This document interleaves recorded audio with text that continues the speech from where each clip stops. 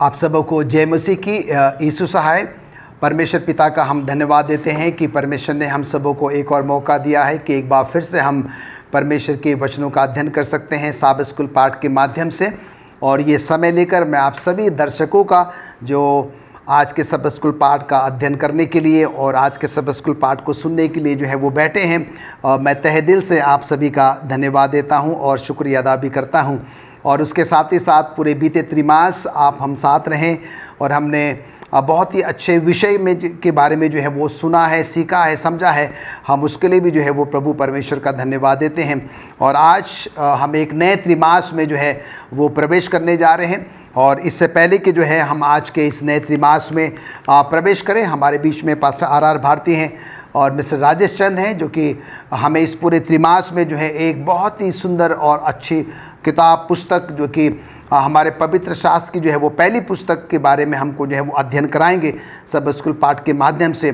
तो आइए मैं आप दोनों का भी जो है स्वागत करता हूं, अभिनंदन करता हूं। हम आपके द्वारा जो है आज के सब स्कूल पाठ को जो है वो समझेंगे। और आइए हम इससे पहले कि आज के सब स्कूल पाठ में आगे बढ़ें, और मैं निवेदन करना चाहता हूं मिस्टर राजेश सन से कि वो हम सबों के लिए प्रार्थना करेंगे। आइए हम प्रार्थना में जाएँ। हमारे सर्वशक्तिमान परमेश्वर, हम आपका बहुत बहुत धन्यवाद करते हैं इस अच्छे समय के लिए जो आपने हमें दिया है कि हम यहाँ एक बार फिर से इकट्ठे होकर सब स्कूल पाठ का अध्ययन कर सकते हैं। प्रभु, हम सारी आशीषों के लिए जो आपने हमें दी हैं उनका धन्यवाद हम करना चाहते हैं। प्रभु, हम पापी गुनहगार हैं, लेकिन प्रभु आपने हमें संभाला है और हमें एक फिर से मौका दिया है कि हम अपने आप को आपके अनुसार ढाल सकें और अपने जीवन को आपके अनुसार चला सकें। प्रभु, हम धन्यवाद करते हैं सारी आशीषों के लिए जो आपने हमें, हमारे परिवार वालों को और जितने भी हमारे श्रोतागण हैं, जितने भी हमारे लोग हैं प्रभु फील्ड में, उन सबको आपने सही सलामत से रखा है प्रभु। और इस समय प्रभु जब हम इस पाठ का अध्ययन करते हैं, नए त्रिमास का पहला पाठ है प्रभु, और हम जब उत्पत्ति की किताब को पढ़ते हैं और उससे उसका अध्ययन करते हैं प्रभु, आप हमें बुद्धि और ज्ञान दे ताकि जो कुछ भी सच्चाई इस उत्पत्ति की किताब में प्रभु दर्शाई गई है, दिखाई गई है या बताई गई है, हम उसको भली भांति समझ सकें प्रभु और अपने जीवन को उसी के अनुसार हम ढाल सकें। हम चाहते हैं कि आप हमें आज बहुत सारी आशीष दें प्रभु, और आपके जो पाठ का अध्ययन है उसको हम अच्छी तरीके से कर सकें। हम सारे श्रोतागणों के लिए भी प्रार्थना करते हैं प्रभु, आप उनको भी भली बातें रखें, चंगा रखें और हर एक बुराई से और हर एक कठिनाई से, हर एक दुख तकलीफ से बचा कर रखें प्रभु। और इस आखिरी समय में प्रभु आप हमें हमारे साथ दें प्रभु और साथ साथ रहें, और हमें आपकी बहुत आवश्यकता है प्रभु। हम जानते हैं कि आप जो है बहुत जल्द इस पृथ्वी पर दोबारा आने वाले हैं, हम अपने आप को उसके लिए तैयार कर सकें। ये छोटी विनती प्रभु यीशु मसीह के नाम से मांगते हैं, दया से सुने और ग्रहण करें। आमीन। प्रिय दर्शकों, एक बार फिर मैं आप सबों का धन्यवाद देता हूं और एक बार फिर आपका स्वागत करता हूं आज के हमारे सब स्कूल पाठ के अध्ययन में। और मैं आपको याद दिलाना चाहता हूं कि जो कि 2022 का हमारा पहला त्रिमास, जिसमें भी हमने इब्रानियों की पत्री के बारे में अध्ययन किया था, अंत के समय के उन संदेशों के बारे में जो है वो अध्ययन किया था, और बहुत ही अच्छा और सुनहरा जो है वो हमारा सफ़र रहा है बीते त्रिमास में। और एक बार फिर से जो है वो हम सबों का सौभाग्य है कि हम एक और नए त्रिमास में, जो कि 2022 का ये दूसरा त्रिमास है, अप्रैल, मई और जून। और इस त्रिमास में जो है हम फिर से जो है एक और बहुत ही सुंदर अच्छी किताब, जो कि बाइबल के सबसे पहली किताब है, जिसका नाम की जो है वो उत्पत्ति है, उसका जो है हम अध्ययन करेंगे। तो आइए हम बड़े ही प्रार्थना के साथ प्रति सप्ताह जो है परमेश्वर के वचनों का अध्ययन करके आएंगे, सब स्कूल पाठ का अध्ययन करके आएंगे। और हम जो इस काम के लिए नियुक्त किए गए हैं, और हम सब जो है मिलकर सब स्कूल पाठ का जो है वो अध्ययन करेंगे। और जैसे कि हम जानते हैं कि हमारे पूरे पवित्र शास्त्र में जो है वो 66 किताबें हैं, और उत्पत्ति जो है वो बाइबल के सबसे पहली प्रथम जो है वो पुस्तक है। और हम यहाँ पर देखते हैं कि जब आप उत्पत्ति नाम सुनते हैं, जिसको कि हम आरंभ है, शुरू है, शुरुआत है, उसको हम नाम दे सकते हैं, उसकी जो है वो संज्ञा हम क्या कर सकते हैं, उसको हम दे सकते हैं। तो आइए हम जो है आज के सब स्कूल पाठ में प्रवेश करते हैं। आज इस त्रिमास का जो है हमारा पहला सबत है और आज पहले सबत का जो शीर्षक है जब परमेश्वर ने आकाश और पृथ्वी की सृष्टि की। जब परमेश्वर ने आकाश और पृथ्वी की सृष्टि की, when God made the skies and the earth. तो इस पर हम जो है वो मनन चिंतन जो है वो करेंगे और मैं चाहता हूँ कि आप मेरे साथ अपनी बाइबल खोलें।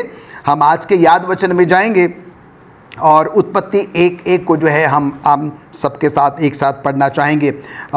उत्पत्ति 1:1, उत्पत्ति पहला अध्याय और उसका पहला पद यहाँ पर लिखता है, आदि में परमेश्वर ने आकाश और पृथ्वी की सृष्टि की। और हम यहाँ पर देखते हैं कि ये जो आयत है ये हमें इस बात का ज्ञात कराती है, इसके बारे में जो है वो बताती है और जिसके बारे में हम इस पूरे त्रिमास में जो है और भी गहराई से जो है वो सीखेंगे। और विशेष करके जो है हम आज के सब स्कूल पाठ में जो है, जो कि इस त्रिमास का पहले सब स्कूल पाठ है, उसमें हम क्या करेंगे और बड़ी गहनता से जो है इसके बारे में सीखेंगे। और यहाँ पर कहता है कि आदि में परमेश्वर ने आकाश और पृथ्वी को जो है वो बनाया। और जब हम बाइबल के इतिहास में जाते हैं दर्शकों, भाइयों, बहनों, अजीज़ों, हम यहाँ पर जानते हैं कि परमेश्वर ने जो है वो मानव इतिहास में और बाइबल के इतिहास में जो है ये सब कुछ क्या किया है, परमेश्वर ने बोला और सब कुछ क्या होता चला गया, वो बनता जो है वो चला गया। परमेश्वर ने जो है आकाश को बनाया, पृथ्वी को बनाया। और हम यहाँ पर देखते हैं कि परमेश्वर के पवित्र शास्त्र में इस बात का उल्लेख है कि परमेश्वर ने हम मनुष्य को, हम मानव जाति को जो है अपने स्वरूप में, अपनी समानता में जो है वो बनाया। हम यहाँ पर उत्पत्ति के पुस्तक में जो है उस सबत के बारे में, 7वें दिन के बारे में भी जो है वो अध्ययन करेंगे कि कैसे जो है वो 6 दिन प्रभु परमेश्वर ने जो है हमें अपने लिए, अपने परिवार के लिए, अपने समाज के लिए, अपने कलीसियाओं के लिए जो है वो दिया है।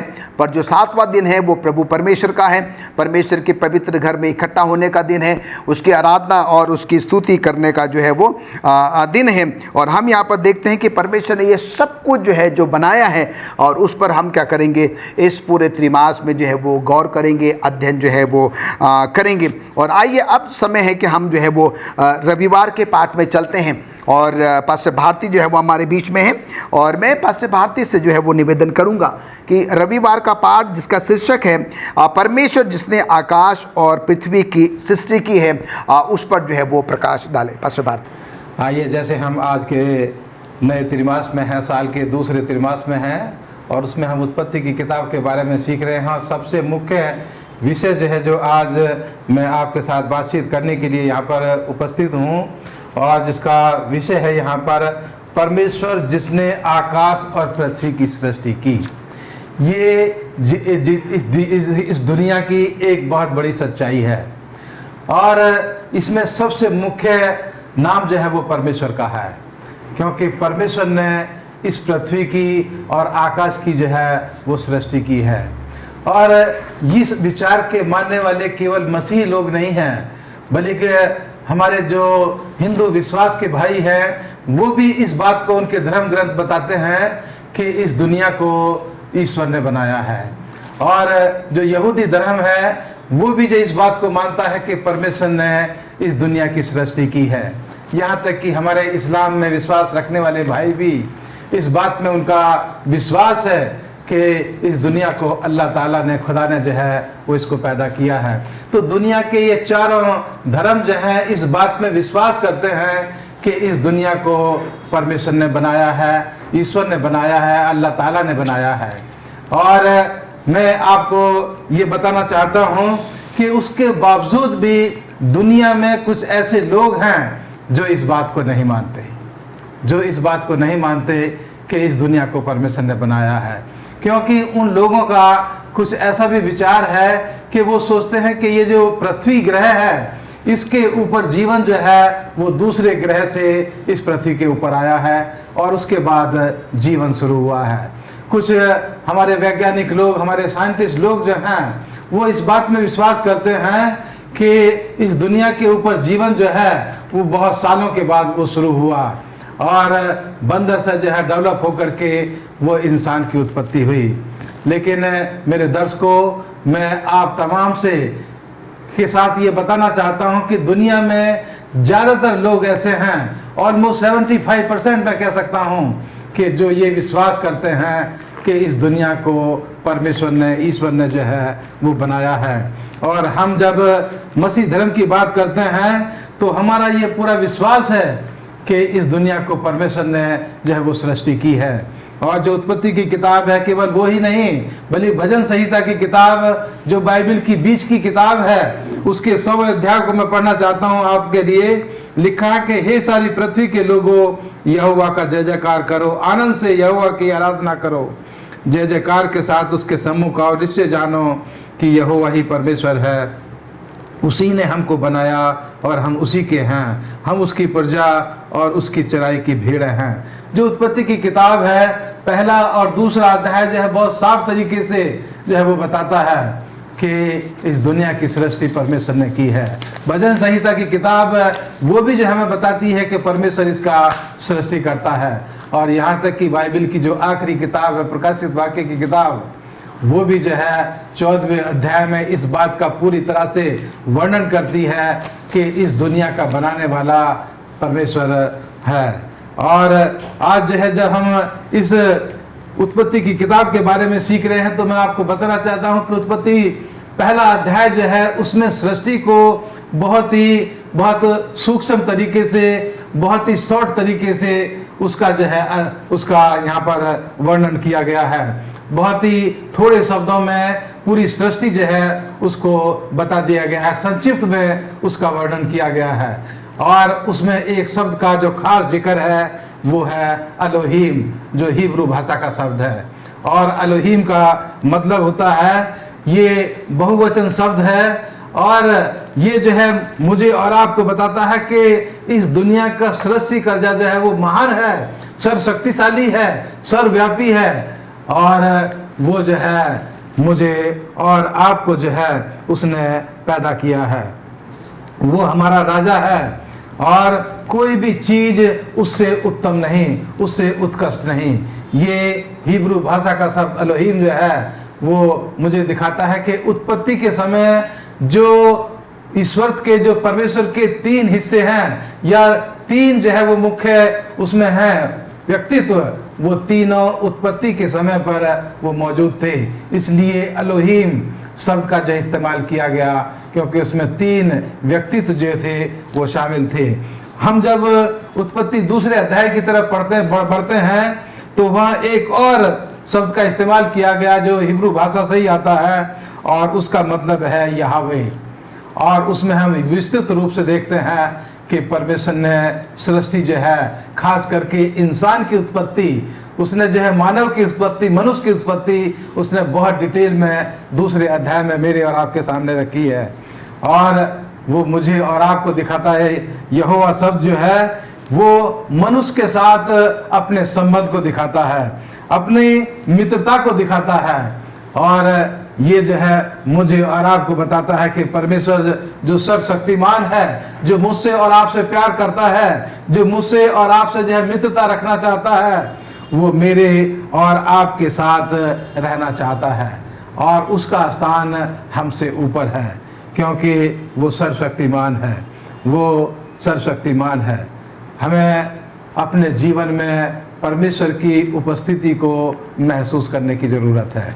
इसलिए हम उसी परमेश्वर की आराधना करें जिसने ज़मीन और आसमान को और जिसने मुझे और आपको पैदा किया है।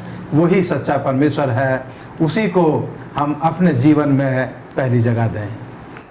हम धन्यवाद देना चाहते हैं पास्टर भारती का इन अच्छे शब्दों के लिए, जहाँ पर कि उन्होंने हमें बहुत ही बेहतरीन तरीके से समझाया है कि कैसे जो है वो परमेश्वर जिसने कि आकाश और पृथ्वी को जो है वो बनाया है। और 2 शब्दों पर उन्होंने गौर किया है।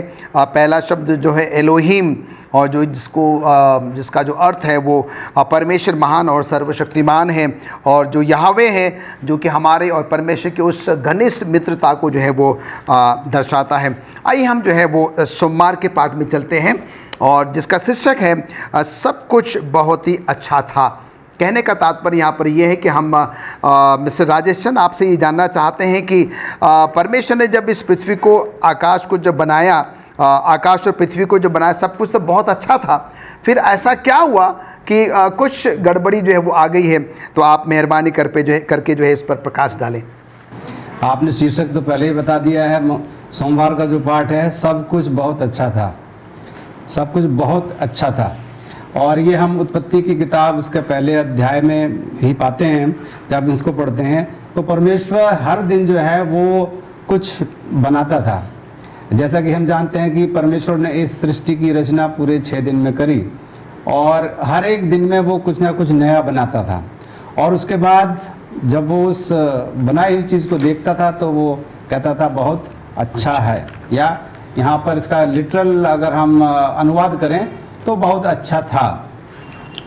और परमेश्वर क्यों ऐसा कहता है? जब कुछ वो बना देता है उसके बाद में कहता है कि बहुत अच्छा था, तो इसका अर्थ हमें क्या सिखाता है? हम इससे क्या सीखते हैं? प्रत्येक दिन के अंत में परमेश्वर कहता है कि उसका कार्य, यहाँ पर एक इब्रानी भाषा का प्रयोग किया गया है, टोब या अच्छा है। टोब TOV यहाँ पर इसका अनुवाद किया गया है और ये एक इब्रानी शब्द है जिसका अर्थ होता है कि अच्छा है। इब्रानी शब्द टोब हमें ये दिखाता है कि परमेश्वर ने जो काम किया वो एक अद्भुत काम किया। और हम जानते हैं कि परमेश्वर ने अपने वचन से अपने मुख से बोल के इस सृष्टि की रचना करी। और परमेश्वर जब उसको देखता है कि उसने क्या बोला और क्या किस चीज़ का निर्माण हुआ, तो परमेश्वर कहता है कि ये बहुत अच्छा था। ये वास्तव में परमेश्वर यहाँ कह रहा है कि उसका मतलब यह है कि सब कुछ क्रियाशील है, सब कुछ अपने हिसाब से, परमेश्वर के हिसाब से चल रहा है, क्रियाशील है। जैसे कि प्रकाश चमक रहा है, हवा चल रही है और पौधे जो बढ़ रहे हैं उनमें फल लग रहे हैं। It means that everything is in action. तो परमेश्वर जब इन चीज़ों को देखता है तो परमेश्वर कहता है बहुत अच्छा था। तो टोब हमें ये दिखाता है कि कोई भी चीज़ कितनी अच्छी तरीके से काम करती है। बाइबल के लेखक जो हैं वो टोब का अर्थ हमें ये दिखाने के लिए करते हैं कि सुंदर चीज़ के लिए कैसा आनंद महसूस करते हैं। जब हम मनुष्य भी जब किसी सुंदर चीज़ को देखते हैं तो हम क्या कहते हैं? हम भी कहते हैं अच्छा है ना? तो परमेश्वर ने भी जब सृष्टि की रचना करी तो परमेश्वर ने अंत में कहा कि ये बहुत अच्छा था। उस समय हम जानते हैं कि कोई बुराई नहीं थी। परमेश्वर ने किसी भी बुरी चीज़ का निर्माण नहीं किया था, सब चीज़ अच्छी थी। क्योंकि बुरी चीज़ें हैं वो किसके साथ जुड़ी हुई हैं? मृत्यु के साथ जुड़ी हुई हैं। तो अच्छी चीज़ें हैं वो जीवन के साथ जुड़ी हुई हैं। तो ये अच्छा था के रूप में लिखे गए शब्द हमें ये दिखाते हैं और हमें बताते हैं कि परमेश्वर ने जो कुछ भी बनाया है वो सब कुछ बहुत अच्छी रीति से क्रियाशील है, वो बहुत अच्छी रीति से चल रहा है, सब कुछ सुंदर और परिपूर्ण है। ईश्वर की बनाई हुई किसी भी चीज़ में कोई बुराई नहीं है। पृथ्वी पाप और मृत्यु से तबाह नहीं हुई थी। हम जानते हैं, जैसे कि आज हम देखते हैं, आज कल के जो वैज्ञानिक हैं ज़्यादातर लोग वो बाइबल की सच्चाई को नहीं मानते हैं, ना ही उसके बारे में सिखाते हैं, परंतु वो सिखाते हैं कि ये पृथ्वी और जीवन कहाँ से आया? संयोग से या अकस्मात या एक्सीडेंटली ये इसकी सृष्टि हुई। सब कुछ बहुत लंबे समय से चलता आ रहा था और बदलाव हो रहे थे और उस बदलाव की वजह से ये सृष्टि की रचना हुई। या वो कहते हैं कि सब कुछ विकास हुआ हर चीज़ का, वो विकासवाद में विश्वास करते हैं और उसी को वो बताते हैं। लेकिन हम जानते हैं, और हम जब उत्पत्ति की किताब पढ़ते हैं और मूसा ने इस किताब को लिखा है, वो हमें बताता है और एक अलग ही व्याख्या वो देता है कि जीवन किस प्रकार से शुरू हुआ। तो मूसा कहता है कि परमेश्वर ने पृथ्वी और उसमें जो कुछ भी है उसे बनाया। उत्पत्ति की किताब हम जब खोलते हैं तो पहला अध्याय और पहला उसका पद जब हम पढ़ते हैं तो वहाँ पर यही लिखा हुआ है कि परमेश्वर ने पृथ्वी और उसमें जो कुछ भी है, पहाड़ हैं, पेड़ हैं, समुद्र हैं, सब कुछ उसी ने बनाया है। हम जो कुछ भी देखते हैं वह संयोग से नहीं आया है, वो किसी एक्सीडेंट से पैदा नहीं हुआ है। जीवन जो है वो अकस्मात पैदा नहीं हुआ है।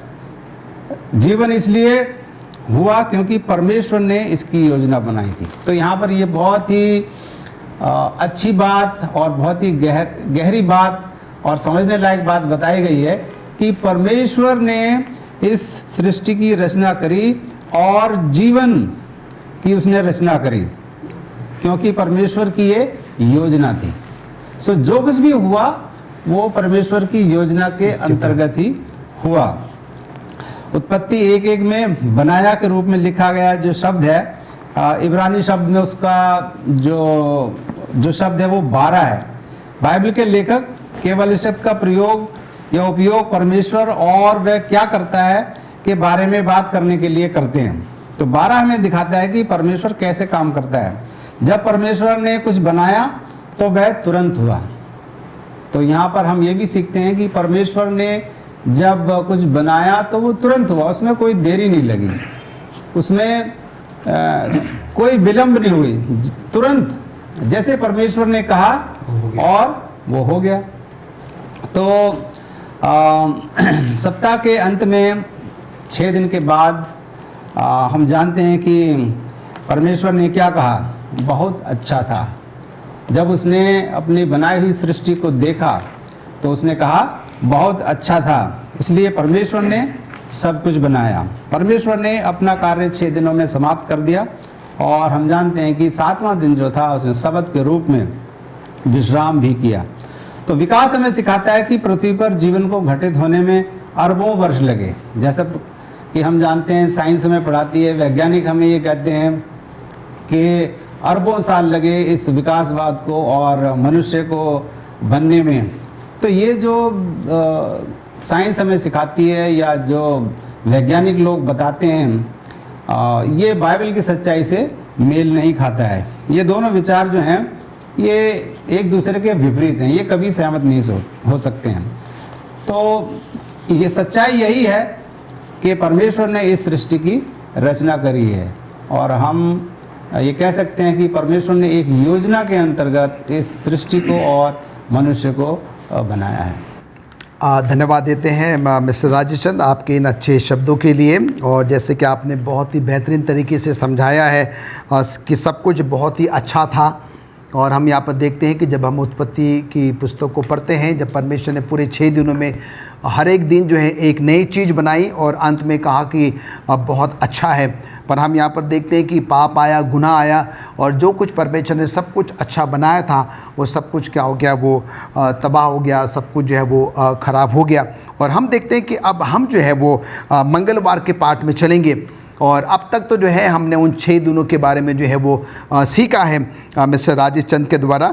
और अब हम जो है वो मंगलवार के पाठ में आते हैं और हम जो है वो शब्द के बारे में जो है वो समझने की कोशिश करेंगे। और पास्टर भारती, मैं आपसे जानना चाहता हूं कि हम ये कैसे समझे कि शब्द हमें कैसे दिखाता है कि परमेश्वर ने आकाश और पृथ्वी को 6 दिनों में बनाया और 7वें दिन जो है वो विश्राम किया। आप मेहरबानी करके इस पर जो है वो प्रकाश डालें। जैसे अभी हमने रविवार के लेसन में जो सीखा और जो सच्चाई मैंने परमेश्वर के वचन से और अपने दूसरे धर्म के विश्वासी भाइयों के द्वारा जो आपको बताई कि इस दुनिया को परमेश्वर ने बनाया है।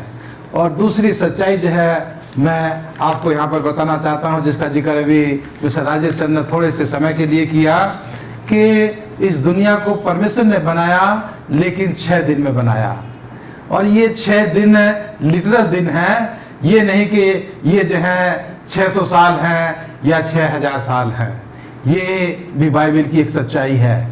और हर एक दिन जो है परमेश्वर ने अच्छी चीज़ें बनाई, लेकिन सबसे आखिर में उसने सबसे खूबसूरत जो बात की वो इंसान को, मनुष्य को जो है उसने जन्म दिया, इंसान को जो है वो पैदा किया।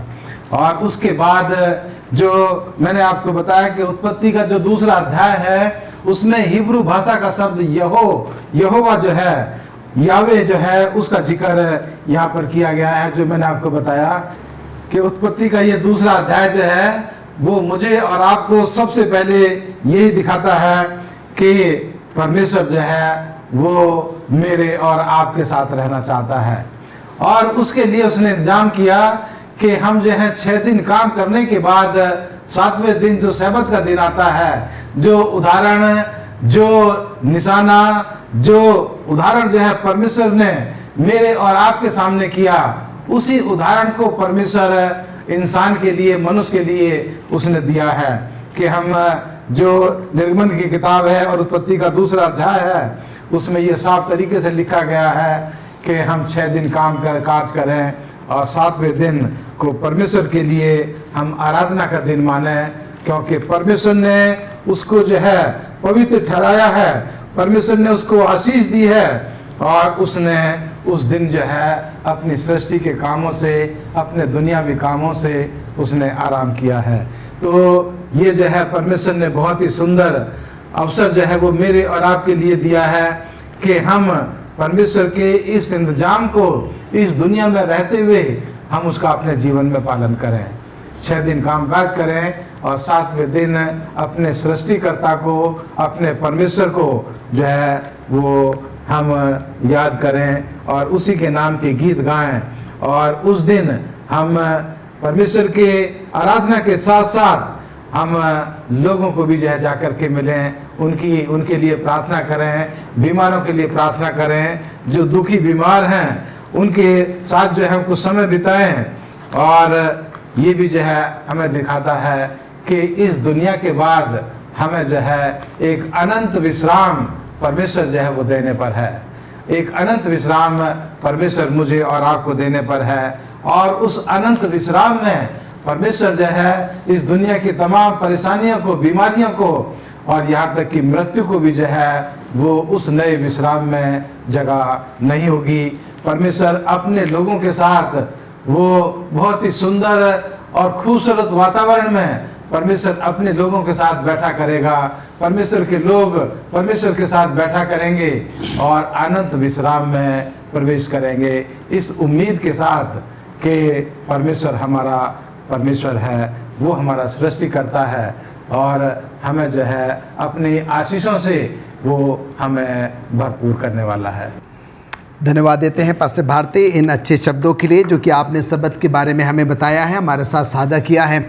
और हम यहाँ पर देखते हैं कि सबत में परमेश्वर ने 3 बहुत ही महत्वपूर्ण काम किए हैं जो कि पास्टर भारती ने उस पर जो है वो प्रकाश डाला है। पहले तो परमेश्वर ने अपने सारे कामों से विश्राम किया और उसके बाद उस दिन को आशीष दी और उसको जो है वो पवित्र ठहराया है।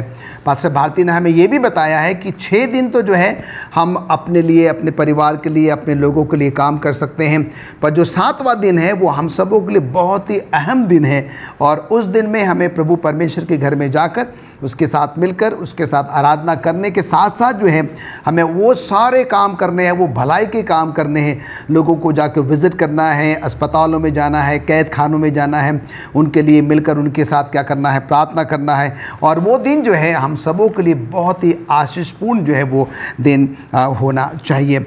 आइए अब हम जो है वो बुधवार के पाठ में चलते हैं और मिस्टर राजेश चंद्र, मैं आपसे जानना चाहता हूं कि बुधवार का पाठ का जो शीर्षक है लिखता है जब परमेश्वर ने मनुष्य को बनाया। आप इस पर प्रकाश डालें कि जब परमेश्वर ने मनुष्य को बनाया तो उसके बाद जो है वो क्या हुआ। जी धन्यवाद। जब परमेश्वर ने मनुष्यों को बनाया, इसके बारे में हम उत्पत्ति की किताब उसका पहले ही अध्याय में और 26 से 29 तक हम पढ़ते तो हम जानते हैं कि जब परमेश्वर ने मनुष्यों को बनाया तो वहाँ पर ये लिखा है कि मनुष्य जो है वो परमेश्वर की सबसे अच्छी कृति है, यानी कि सबसे अद्भुत चीज़ है जिसे परमेश्वर ने बनाया है। ये सृष्टि तो सुंदर है ही, लेकिन सबसे उत्कृष्ट जो परमेश्वर की रचना है वो मनुष्य है। मनुष्य को परमेश्वर ने अपने हाथ से बनाया। तो ये हम एक भिन्नता पाते हैं कि बाकी सृष्टि की जो रचना हुई है वो परमेश्वर के मुख से बोले गए शब्दों के माध्यम से हुई है, लेकिन परमेश्वर ने मनुष्य को अपने हाथों से बनाया। उसने सिर्फ बोल नहीं दिया कि मनुष्य बन जा, परमेश्वर ने अपने हाथों से बनाया और इस पृथ्वी की मिट्टी को, धूल को लेकर उससे उसकी रचना करी। तो हम पाते हैं कि उत्पत्ति 1 26 से 29 में और उत्पत्ति 2 और 7 में भी हम देखते हैं कि किस रीति से परमेश्वर जो है वो मनुष्यों को बनाता है। तो ये उत्पत्ति की जो दो कहानियाँ हैं ये किस प्रकार से एक जैसी हैं। मनुष्य परमेश्वर के रूप में सृजे गए हैं, मनुष्य के रूप में बनाए गए हैं, इसलिए हम बहुत कुछ वैसा ही दिखते हैं जैसा परमेश्वर दिखता है। हालांकि परमेश्वर को किसी ने नहीं देखा है, ना देख ही सकता है, लेकिन बाइबल हमें बताती है कि हम जो हैं वो परमेश्वर के रूप में सृजे गए हैं, परमेश्वर के रूप में बनाए गए हैं, यानी कि हम बहुत कुछ हम परमेश्वर के समान दिखते हैं या उसके समान हम हैं। लेकिन हम परमेश्वर को हम कह सकते हैं परमेश्वर की हम एकदम सटीक प्रति नहीं है, या हम एकदम उसकी रेप्लिका नहीं है, या उसकी ट्रू कॉपी नहीं है। हम उसके समान दिखते हैं, केवल यीशु ही है, केवल यीशु है जो परमेश्वर के समान दिखता है या परमेश्वर के समान है, वो खुद ही परमेश्वर है। और निश्चय ही जो जीव जंतु हैं, जो बाकी चीज़ें हैं, जीव जंतु हैं और जानवर हैं, पशु हैं, वो परमेश्वर की प्रति नहीं हैं। तो बाइबल हमें यहाँ बहुत सरल तरीके से बताती है कि केवल मनुष्य जो है उसकी जो रचना हुई है वो परमेश्वर के स्वरूप में हुई है, बाकी किसी चीज़ की नहीं। बाकी कोई चीज़ परमेश्वर के समान नहीं दिखती है। परमेश्वर ने पृथ्वी के जाति जाति के वन पशुओं को और जाति जाति के घरेलू पशुओं को और जाति जाति के भूमि पर सब रेंगने वाले जंतुओं को बनाया है, लेकिन परमेश्वर ने केवल मनुष्य को अपनी समान बनाया, अपनी प्रति के रूप में हमें बनाया। कुछ बाइबल के जो विचारक हैं या जो विद्वान लोग हैं वो भी ये कहते हैं कि मनुष्य जब केवल ईश्वर की आध्यात्मिक प्रति है। वो ये नहीं मानते हैं कि परमेश्वर ने मनुष्य को अपनी छवि में, अपने स्वरूप में बनाया है। वो कहते हैं कि वो एक आध्यात्मिक प्रति हैं। हम मनुष्य जो हैं वो एक आध्यात्मिक प्रति हैं, या आध्यात्मिक रूप से हम परमेश्वर के समान हैं। लेकिन ये गलत विचार है। इस विषय में बाइबल हमें क्या सिखाती है? उत्पत्ति कहती है कि परमेश्वर ने आदम को अपने स्वरूप में बनाया। यहाँ बहुत ही क्लियरली यहाँ पर लिखा गया है कि परमेश्वर ने आदम को अपने स्वरूप में बनाया। स्वरूप के लिए इब्रानी शब्द जो है हमें दिखाता है कि परमेश्वर ने मनुष्य को ऐसे शरीरों के साथ बनाया जो उसके स्वयं के शरीर के समान दिखते थे। ईश्वर ने मनुष्य को अपने शरीर के स्वरूप में बनाया। आध्यात्मिक रूप से तो बनाया ही है, लेकिन शारीरिक रूप से भी परमेश्वर ने मनुष्य की रचना है अपने समान की। और उत्पत्ति 1:26 में ये लिखा है, जो हमें बाइबल के सत्य को हमें दिखाता है कि आदम सोच और समझ महसूस कर सकता है। यहाँ पर एक और शब्द का इस्तेमाल किया गया है जो कि हिब्रू शब्द है डेमट। हिब्रू शब्द डेमट से आया है। ये जो समानता या जो लाइकनेस है उसके लिए हिब्रू शब्द जो है वो डेमट इस्तेमाल किया गया है। तो आदम इस तरह से भी परमेश्वर के समान है। और एलन जी वाइट जो हैं वो भी बताती हैं कि जब परमेश्वर ने मनुष्य को, आदम को बनाया, तो वह आदम जो है बहुत हद तक परमेश्वर के समान था। एलन जी वाइट अपनी किताब, एजुकेशन की किताब जो उन्होंने लिखी है, उसमें उन्होंने बताया है कि जब परमेश्वर ने आदम को बनाया तो आदम बहुत हद तक यहाँ पर उन्होंने लिखा है, बहुत हद तक परमेश्वर के समान था। और आदम जो है वो परमेश्वर का प्रतिरूप था। आदम के पास तन, मन और आत्मा थी।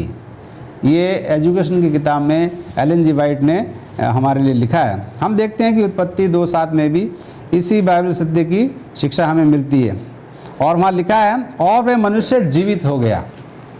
जीवित व्यक्ति के रूप में लिखे गए जो इब्रानी शब्द हैं वो है नेफेश। नेफेश से आया है। नेफेश हमें दिखाता है कि आदम जीवित हो गया। आदम जीवित हो गया क्योंकि परमेश्वर ने 2 काम किए। क्या काम किए? उसने ज़मीन से मिट्टी ली और मिट्टी का एक पुतला बनाया, और उस पुतले में जो है परमेश्वर ने जीवन के श्वास को फूंका। तो ये 2 काम परमेश्वर ने किए। उसने अपने हाथों से आदम को बनाया, धूल से, मिट्टी से, और उसके नथनों में उसने जीवन के श्वास को फूंक दिया और उसने सांस लिया और वो एक जीवित आत्मा और एक वास्तविक शरीर बन गया। तो यहाँ पर बाइबल जो है हमें ये बताती है कि परमेश्वर ने किस प्रकार से आदम की रचना करी और आदम को अपने स्वरूप में, अपनी लाइकनेस में, अपने प्रकार बनाया। तो जो भी अगर हमें ये इस विचार से जो सहमत नहीं होता है वो बाइबल के अनुसार नहीं है, क्योंकि आजकल के वैज्ञानिक लोग हैं, साइंस लोग हैं, वो बहुत सारी चीज़ें हमें, गलत चीज़ें हमें बताते हैं। लेकिन हम जानते हैं परमेश्वर का वचन जो है वो सत्य है और उसके अनुसार जो हमारी रचना हुई है वो परमेश्वर ने अपने हाथों से करी है, आदम की रचना। धन्यवाद देते हैं मिस्टर राजेशन इन अच्छे शब्दों के लिए कि आपने हमें बताया कि कैसे परमेश्वर ने मनुष्य को इसमें पद में जो है वो पढ़ते हैं। अगर आप गौर करें तो हम देखते हैं कि दो ऐसी चीज़ें हैं जिसमें कि परमेश्वर ने स्वयं अपने आप को इन्वॉल्व किया, अपने आप को उसमें शामिल किया। और पहली बात तो जो है वो मिस्टर राजेशन ने हमको बताया कि परमेश्वर ने मनुष्य को अपने स्वरूप में, अपनी समानता में कैसे बनाया।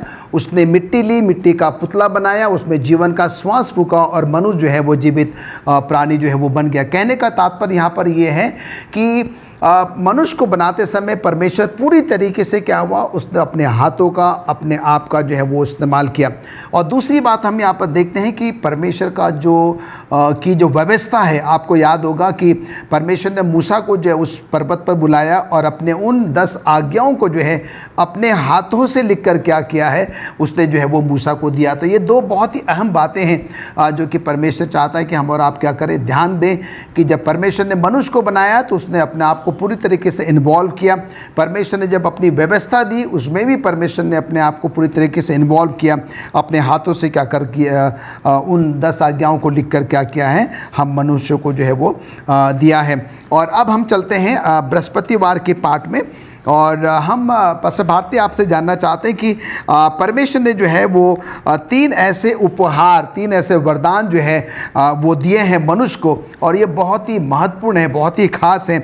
और हम चाहते हैं कि आप मेहरबानी करके जो है इन 3 उपहारों पर जो है वो प्रकाश डालें। पास्टर भारती।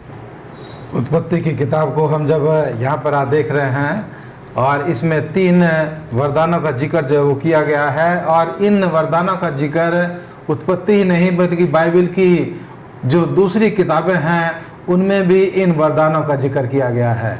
और यहाँ सबसे पहले जो उत्पत्ति की किताब उसके दूसरे अध्याय की 15 से 17 आयत में लिखा है, तब यहोवा परमेश्वर ने आदम को लेकर अदन की वाटिका में रख दिया कि वह उसमें काम करे, उसकी रक्षा करे।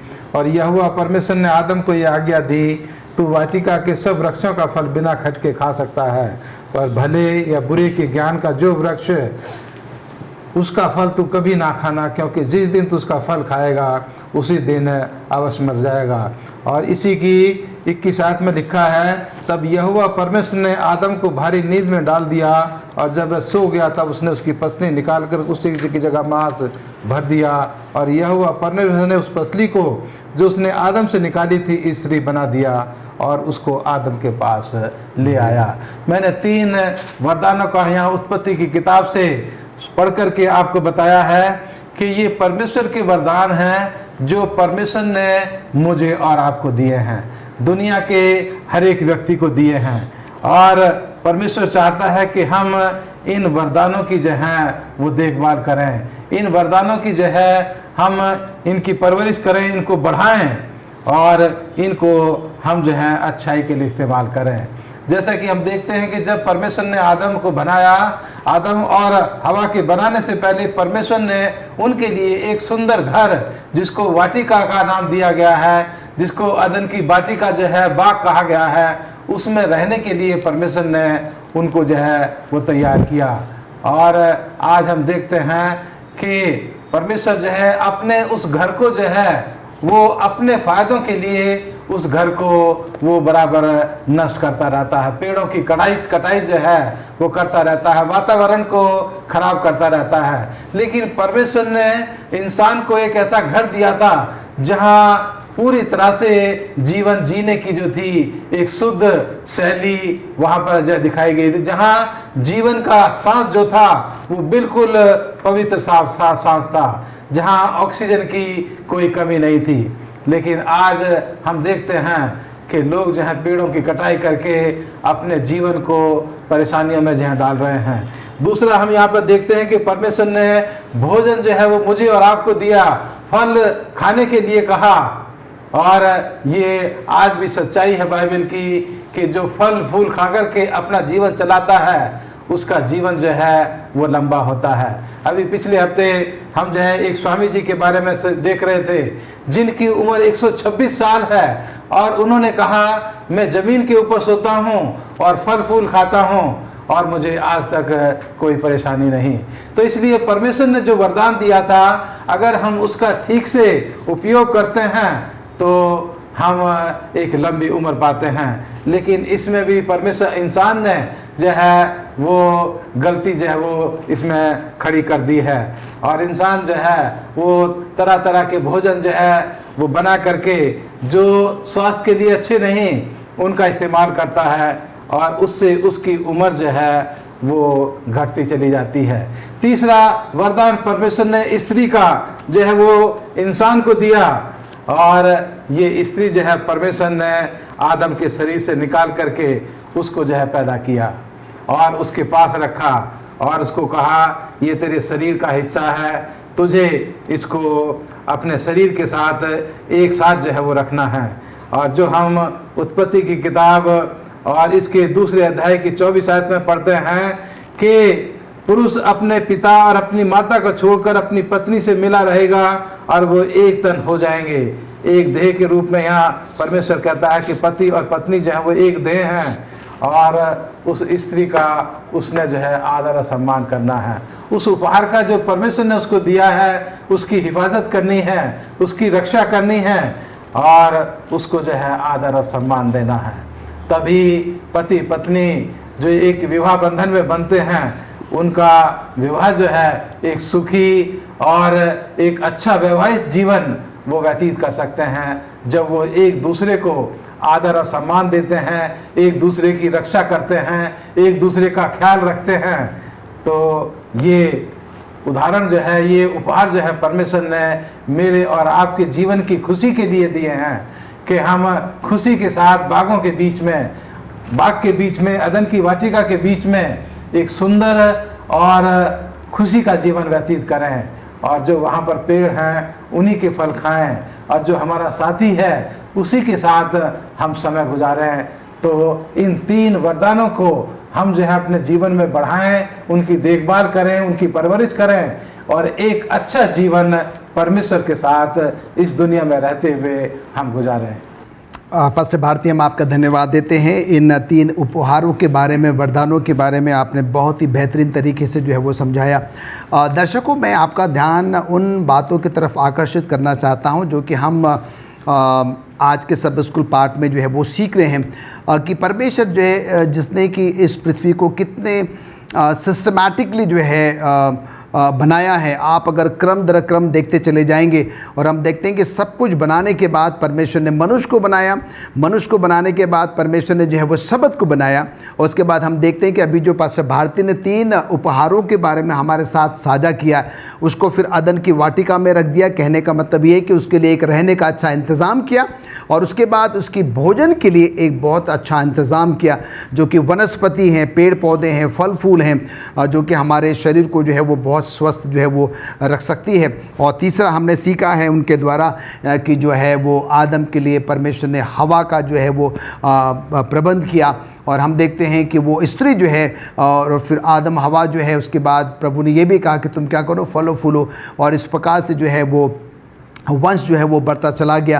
कहने का मतलब यहाँ पर यह है कि हमें समझने की ज़रूरत है हमारा परमेश्वर बहुत ही सिस्टमैटिक परमेश्वर है, ऑर्डर वाला जो है वो परमेश्वर, बहुत ही व्यवस्थित जो है वो परमेश्वर है। जो कुछ भी वो करता है वो बहुत ही अच्छा जो है वो करता है। और इन्हीं चंद बातों को ध्यान में रखते हुए जो है हम आज शुक्रवार के पाठ में चलते हैं और मैं मिस्टर राजेश चंद के पास जाना चाहता हूं और मैं चाहता हूं कि मिस्टर राजेश चंद आप हमको ये बताएं कि शुक्रवार के पाठ में जो है प्राकृतिक शब्द का जो है वो इस्तेमाल हुआ है और ये प्राकृतिक शब्द जो है हमें कैसे जो है वो परमेश्वर के बारे में और बेहतर समझने में जो है वो मदद करती है। जी शुक्रिया। शुक्रवार का जो पाठ है इसमें कुछ अतिरिक्त विचार हमें देखने को मिलते हैं। पूरे जो पाठ का जो सार है उसको हम यहाँ पर इस पाठ में देखते हैं, इस शुक्रवार के पाठ में हम देखते हैं। तो यहाँ पर इन्होंने, पास्टर फ्रैंकलिन ने एक सवाल किया है कि प्रकृति जो है वो किस प्रकार से हमें समझने में मदद करती है कि परमेश्वर ने सब चीज़ की रचना करी है। कुछ साल पहले मेरे एक मित्र के साथ मेरी कुछ आर्गुमेंट हो गया था, कुछ ऐसा वार्तालाप हो गया था कि वो कहते हैं कि सब कुछ प्रकृति है, परमेश्वर कुछ नहीं है, और जो कुछ भी होता है इस पृथ्वी पर वो सब प्रकृति की देन है, उसी के हिसाब से होता है, और परमेश्वर का इसमें कोई हाथ नहीं है और परमेश्वर नहीं है। तो मैंने उनसे सवाल किया कि इस प्रकृति को किसने बनाया है? यदि परमेश्वर कुछ नहीं है, परमेश्वर नहीं है, परमेश्वर के द्वारा कुछ नहीं चलता है, और आप कहते हैं कि प्रकृति सब कुछ है, प्रकृति ही सब कुछ कंट्रोल करती है, तो प्रकृति को भी तो बनाने वाला कोई है। प्रकृति को किसने बनाया है? लेकिन हम जानते हैं बाइबल के अनुसार ये जो प्रकृति जो है, ये जो नेचर है, ये परमेश्वर ने हमें प्रदान किया है, ये उसकी रचना है। और एलन जी वाइट जो हैं उन्होंने बहुत सारी किताबें लिखी हैं और मैं हमेशा इसका जिक्र करता हूँ। और उन्होंने जो किताब लिखी है एजुकेशन, जो बुक है उनकी बहुत ही फेमस किताब है, और उसमें स्टोरी ऑफ रिडेम्पशन जो है, ये दो किताबें जो हैं इसमें अगर हम पढ़ें बीच में पृष्ठ 129 एजुकेशन की और 30, और स्टोरी ऑफ रिडेम्पशन उसके पेज 21 और 22 में अगर हम पढ़ते हैं तो वहाँ पर विज्ञान और बाइबल के बारे में बताया गया है। तो मैं आपसे अनुरोध करूँगा यदि आपको कभी मौका मिले तो इस किताब को ज़रूर पढ़िए, तो आपको समझ आएगा कि परमेश्वर ने प्रकृति को किस प्रकार से हमारे लिए दिया है, और प्रकृति और विज्ञान के में जो है वो क्या सामंजस्य है, क्या संबंध है, उनके बीच में क्या रिलेशनशिप है। प्रकृति एक किताब के समान है। हम कह सकते हैं कि प्रकृति एक दूसरी बाइबल है। जब हम प्रकृति को देखते हैं, जब हम अपने चारों तरफ देखते हैं, इस नेचर को देखते हैं, इस सृष्टि को देखते हैं, तो ये एक खुली किताब की तरह हमारे सामने होती है।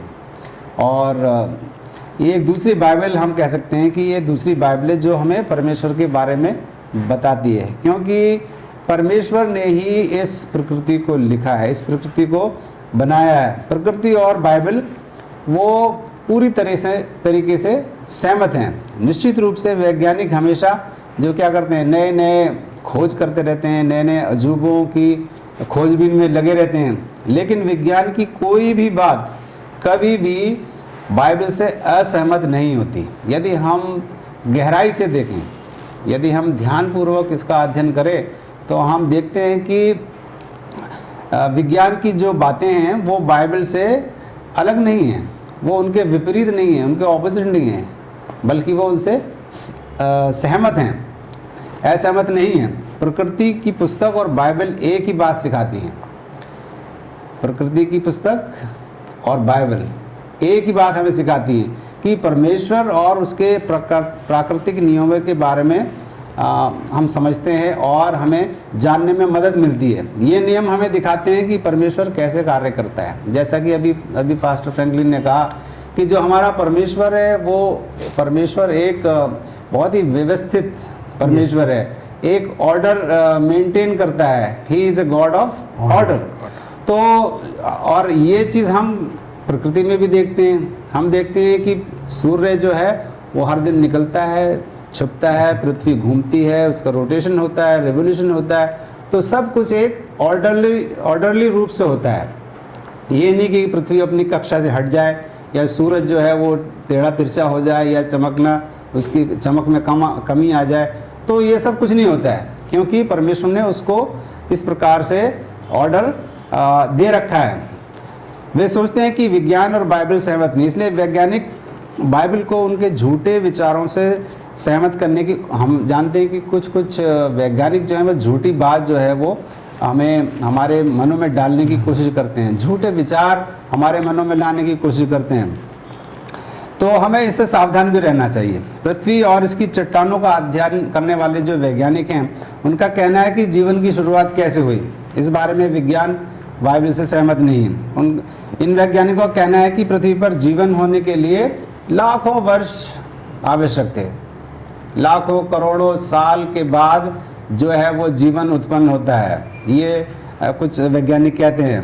इसलिए वैज्ञानिक बाइबल को उनके झूठे विचारों से सहमत होने के लिए बाध्य भी करते हैं। बाइबल कहती है कि धरती में आसमान बनाने के लिए परमेश्वर को कितने लगे? 6 दिन लगे। धरती और आसमान बनाने के लिए केवल 6 दिन लगे। और कुछ वैज्ञानिक जो हैं वो हज़ारों लाखों करोड़ों वर्ष अरबों वर्ष की बातें करते हैं। तो ये वैज्ञानिक जो हैं ये कहते हैं कि 6 दिन वास्तव में हज़ारों लाखों के जो शब्द चित्र हैं, ये एक सिर्फ कहने के लिए है, एक शब्द चित्र हैं। लेकिन हम जानते हैं कि परमेश्वर का वचन हमें ये सिखाता है, और उत्पत्ति की किताब हमें ये भली बात समझने में मदद करती है कि किस प्रकार से केवल 6 दिन में, 6 लिटरल दिन में, जैसे पास्टर भारती ने भी शुरू में बताया कि 6 लिटरल दिन, जो जैसे कि आज हम पाते हैं सुबह से शाम तक, सूरज उगने से सूरज ढलने तक एक दिन हो जाता है, उसी प्रकार से 6 दिन में परमेश्वर ने इस प्रकृति की रचना करी है। सो ये जो विचार है कई वैज्ञानिकों का कि लाखों साल लगे जीवन को आने में, और बंदर से का विकास होते होते वो मनुष्य बना, ये जो विचार है ये सरासर गलत है और बाइबल के विपरीत है। बाइबल का रिकॉर्ड प्रकृति और उसकी शिक्षा के साथ पूरी तरह मेल खाता है। तो ये एलन जी वाइट हमें अपनी 2 किताबों में बताती हैं।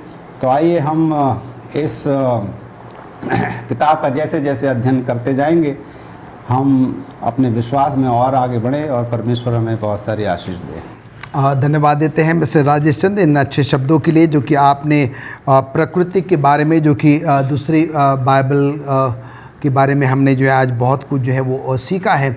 और सचमुच में आज का सब स्कूल पाठ जो है वो हम सबों के लिए एक बहुत ही बेहतरीन सबक, अच्छा पाठ जो है वो लेकर आया है, कैसे परमेश्वर ने आकाश और पृथ्वी को जो है वो बनाया है। और हम आप सभी को जो है इस सफ़र में और भी आगे सप्ताह दर सप्ताह जो है वो लेकर जाएंगे, और हम प्रभु परमेश्वर के वचन में से जो है और भी गहराई से जो है वो सीख सकेंगे। और आज एक बार फिर मैं समय लेकर आप तमाम दर्शकों का, जिन्होंने कि आज के सब स्कूल पाठ में भाग लिया है, आपने बड़े धैर्यपूर्वक जो है आज के सब स्कूल पाठ को जो है वो सुना है। और उसके साथ ही साथ पास्टर भारती आपका और मिस्टर राजेश चंद आपका कि बहुत ही बेहतरीन तरीके से जो है आज के सब स्कूल पाठ को आपने हम सबों तक जो है वो पहुंचाया है। मैं आप सभी का जो है तहे दिल से धन्यवाद देता हूं। और आइए हम अपने सब स्कूल को जो है वो अंत करेंगे, और मैं निवेदन करूंगा पास्टर आर भारती से वो प्रार्थना के साथ आज के सब स्कूल पाठ को जो है वो समाप्त करें। आइए दुआ करें। परमपिता परमेश्वर, इस दुनिया के सृष्टिकर्ता, हमारे मालिक, हमारे परमेश्वर, हम तेरे पास आते हैं क्योंकि परमेश्वर तूने अपने वचन में हम तमाम को यही सिखाया है कि तू इस दुनिया का सृष्टिकर्ता है, तू हमारे जीवन का मालिक है, और परमेश्वर सब कुछ तेरे द्वारा ही उत्पन्न हुआ है। और परमेश्वर तूने इस दुनिया में रहने के लिए हमें अच्छा घर दिया है, अच्छा भोजन दिया है, अच्छा जीवन साथी दिया है।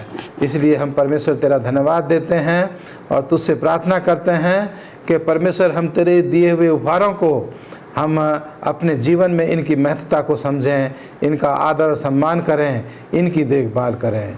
खुदावंद, हम तुझसे दुआ करते हैं अपने तमाम दर्शकों के लिए कि तू उनके साथ हो, उनके परिवारों पर तेरी आशीष हो, बाल बच्चों पर बरकत दे, और पशुधन पर खेती पर परमेश्वर तो उनकी कसरत से आशीष हो। परमेश्वर हम तमाम की भी अगुवाई कर और अपने जलाल के लिए हम तमाम को इस्तेमाल कर। हमारे प्रार्थना को सुन और कबूल कर। तमाम आशीष अपने मुक्तिदाता यीशु मसीह के नाम से मांगते हैं, आमीन।